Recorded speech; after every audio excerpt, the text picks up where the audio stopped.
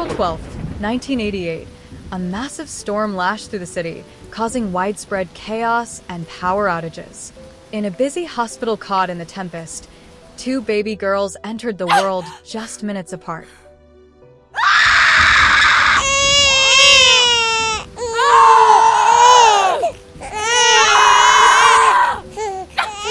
Amelia and Clara. They were unidentical twins, but their mother, weakened by a difficult birth and the immense stress of the storm, tragically passed away shortly after their delivery.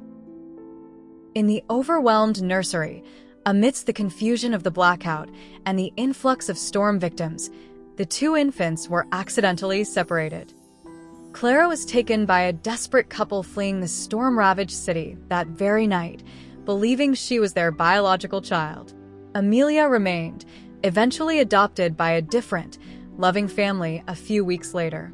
So, the two sisters grew up miles apart, completely unaware of each other's existence. Amelia's childhood was stable and warm. She blossomed into a kind, gentle woman with a love for literature, eventually becoming a librarian in a bustling metropolis. Clara, on the other hand, grew up in a colder, more demanding household. She was sharp, ambitious, and learned early to fight for what she wanted, developing a fierce, sometimes ruthless, determination. She became a successful, driven businesswoman, thriving in the cutthroat world of finance. Years later, their paths unknowingly began to converge.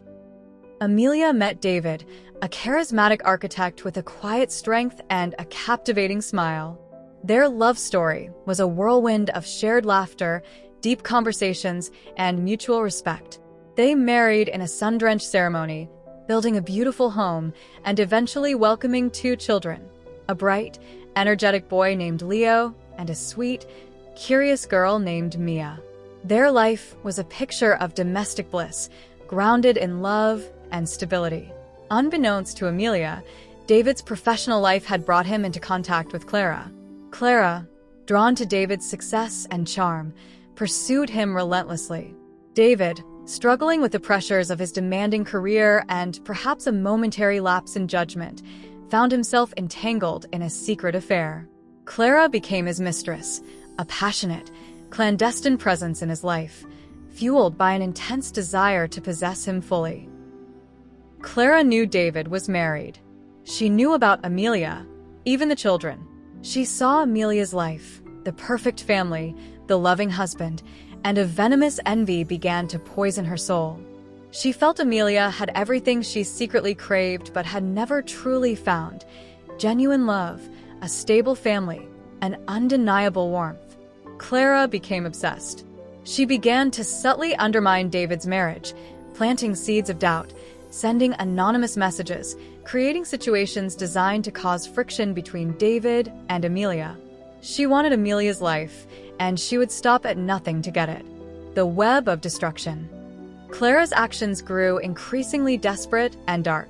She manipulated situations at David's work, trying to make him spend more time away from home.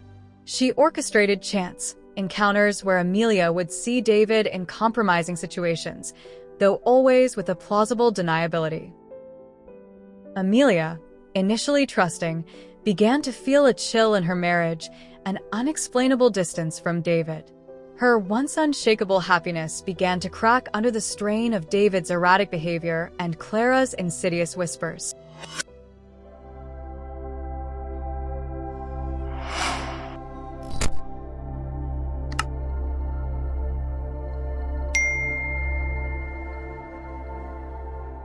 The final, devastating blow came when Clara learned David was considering ending their affair to focus on his family. Enraged, feeling betrayed and consumed by a pathological desire to destroy Amelia's life as thoroughly as she felt her own had been, Clara planned an unthinkable act. She paid two desperate men to kidnap Leo and Mia. Her twisted logic was that by removing the children, she would eliminate the primary reason David would stay with Amelia, pushing him definitively into her arms. She believed she could then comfort David and eventually win him over completely. The day of the kidnapping was a blur of terror. Amelia answered a frantic call from her children's school, learning that a car had intercepted their pickup van. A citywide alert was issued. Hours crawled by, each one a torment. Then, the police arrived at their door, their faces grim. The vehicle carrying Leo and Mia, driven by the kidnappers in a desperate attempt to evade pursuit, had crashed due to overspeeding on a winding highway outside the city. The impact was horrific. Both Leo and Mia were dead. The world imploded for Amelia and David. Their home became a tomb of silence and grief. Amelia spiraled into a profound, suffocating darkness. David was consumed by guilt, a silent, unbearable burden. The police investigation intensified, eventually leading them back to Clara through intercepted communications and financial trails. Clara was arrested, emotionless and defiant even in handcuffs. The trial was a media circus. Clara's coldness, her calculated cruelty, shocked the nation. David, broken and haunted, confessed his affair on the stand, revealing the depth of Clara's obsession. During the police investigation, as part of routine profiling for high-stakes crimes, DNA samples had been taken from Clara and cross-referenced against various databases, including a national registry for unidentified persons or abandoned children from decades past. It was an unconventional, almost accidental, process. One afternoon, in the sterile silence of the police station, a detective approached Amelia. "Mrs. David," he began, his voice strained, "we have something unbelievable. A DNA match. Not from your children, but from Clara." He showed her the report. The DNA from Clara matched that of Amelia's original birth records from April 12, 1988, marking them as unidentical twin sisters who had been separated at birth due to a hospital mix-up. The report specified extremely high probability of dizygotic, unidentical, twins, despite outward appearance variations over time. The revelation hit Amelia like another physical blow, tearing open a wound she never knew existed. Her children's murderer was her own flesh and blood. The woman who had systematically tried to destroy her life was her sister, separated from her at birth by a twist of fate. The irony was a cruel, sickening joke. Clara, too, was informed in her jail cell. She collapsed, her carefully constructed facade crumbling as the truth of her monstrous actions against her own twin sister slammed into her. The news broke internationally, a tragic, sensational headline. The trial continued, but the context had shifted from a simple crime to a horrifying Greek tragedy. Clara was found guilty and sentenced to life imprisonment.